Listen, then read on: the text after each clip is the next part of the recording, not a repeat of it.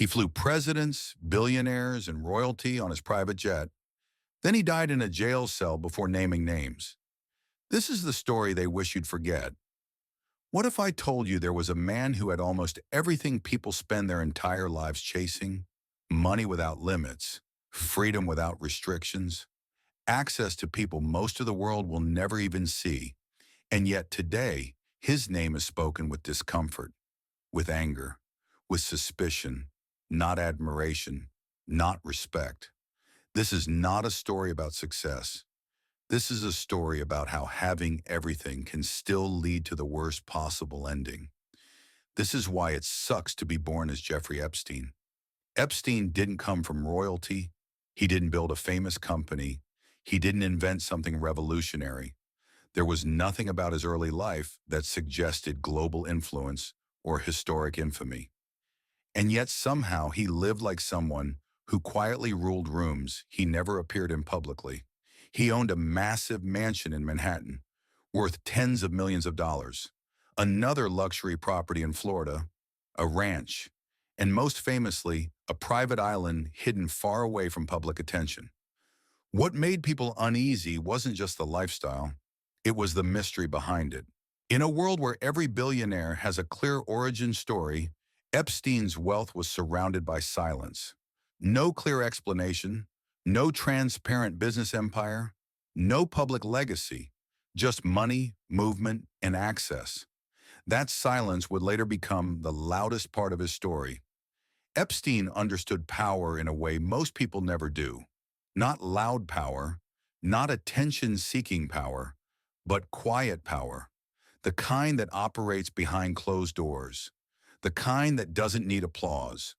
The kind that survives by staying out of focus. He surrounded himself with people whose names carried weight, people who influenced systems, people whose decisions shaped industries, politics, and global conversations. And Epstein stayed in the background. He wasn't the headline. He wasn't the speaker. He wasn't the star. He was simply present. To the outside world, he seemed untouchable. And that illusion of being untouchable is where everything begins to fall apart. Because power has a weakness that no one talks about. It convinces you that consequences are optional. It creates distance between action and accountability. And over time, it blurs the line between what you can do and what you should never do. Eventually, stories began to surface. Not online drama, not speculation, not passing rumors.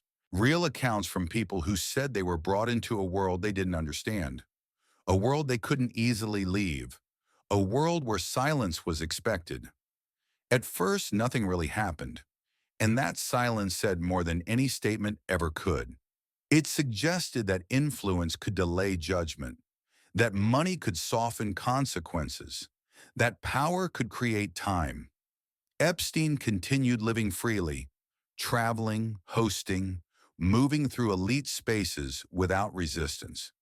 To many watching from the outside, it looked like he had escaped consequences completely. But time has a way of collecting unpaid debts. Years later, the silence broke again. This time, the world was paying attention. In 2019, Epstein was arrested. No private jet waiting, no luxury estate, no protection from the outside world. Just a jail cell. For someone who had lived above consequences for so long, this moment mattered. Because for the first time, there was nowhere left to retreat. No quiet background. No invisible shield. Only scrutiny. But then, before a trial could begin, before testimony, before any full accounting of what happened, Epstein was found dead in his cell. Official explanations were released quickly. Unofficial reactions were immediate. Questions flooded in. Security failures, missed checks, missing footage. Too many unanswered details for a case of this scale. And whether you accept the official explanation or not, one truth remains undeniable. The story stopped moving forward. There was no courtroom, no cross-examination, no final accounting, and that single fact ensured something permanent. Epstein would never control his own narrative.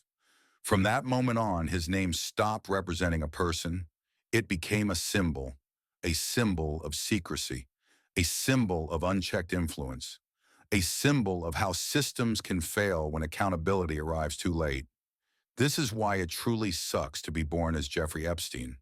Not because he lost his money, not because he lost his freedom, but because his legacy was frozen at its worst possible moment. There was no redemption arc, no explanation, no chance to confront the full truth publicly. History didn't forget him. It locked him into one version of himself forever. And that version is now taught, discussed, and remembered as a warning. A warning about power without limits.